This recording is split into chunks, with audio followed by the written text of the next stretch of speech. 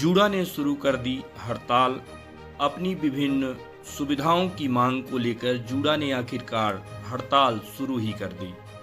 आपको बता दें कि श्याम शाह मेडिकल कॉलेज व संजय गांधी अस्पताल में पदस्थ जूनियर चिकित्सक अपनी लंबित 3 सूत्री मांगों को लेकर कई बार जिम्मेदारों को अवगत करा चुके हैं।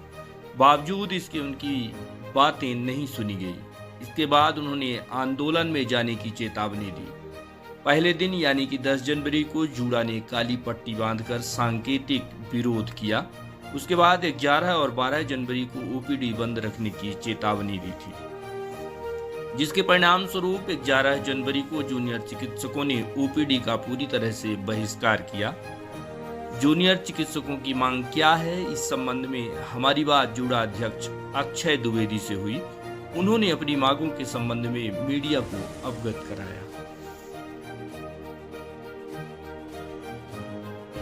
हमारी 3 प्रमुख मांगे रखी गई थी प्रशासन के सामने। उसमें से पहली मांग ये थी कि हमारे जो पीजी छात्र हैं, फर्स्ट ईयर जो ज्वाइन किए हैं, उनको करीबन 3 से 4 महीने हो गए ज्वाइन किए हैं, पर उनके स्टाइपेंड क्या एक भी रुपए उनको नहीं आया है अकाउंट में। तो वो हमारी पहली मांग थी। दूसरी हमारी ये मांग थी कि जो अनियमितताएँ हर बार आती है, हर महीने आती है, कि सैलरी कभी 16 को आती है, कभी 29 तारीख को आती है, कभी 2 महीने की साथ आती है, कभी आती ही नहीं है 3-3, 4-4 महीने तक।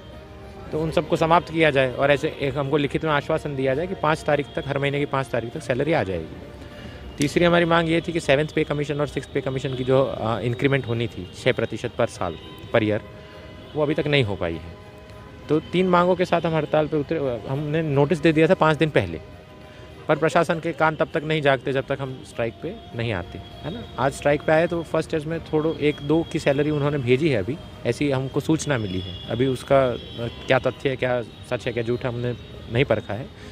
अगर आज सैलरी आ भी जाती है तो हम स्ट्राइक पोस्टपोन करने की सोचेंगे, पर जब तक 7th पे कमीशन नहीं आ जाता तो सेंट्रल जेडी मध्य प्रदेश के 6 के 6 कॉलेज सोच रहे हैं कि स्ट्राइक पे सब साथ में जाएँ।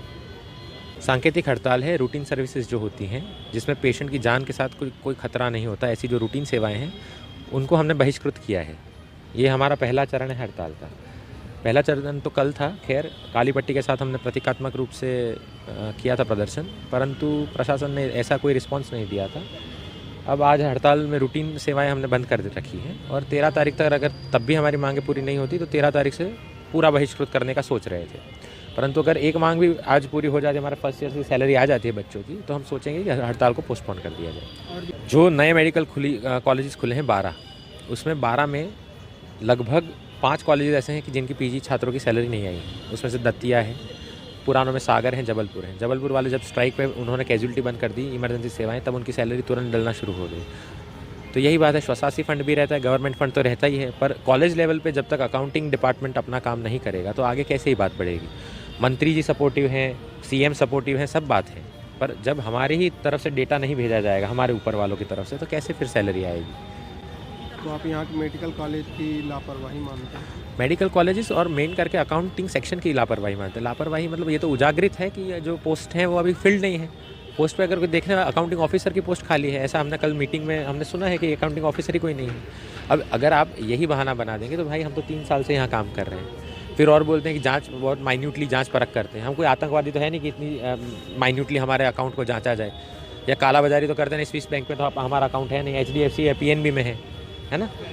तो अगर जांच करनी होती, 3 साल से हम यहाँ हैं, हर बार आप लटकाते हैं, नाक रगड़ने जाना पड़ता है, गिड़गिड़ाने जाना पड़ता है। इससे अच्छा आप लिखित में एक आश्वासन दे दीजिए 5 तारीख तक सैलरी आ जाएंगे, हमको स्ट्राइक करने की ज़रूरत ही नहीं पड़ेगी।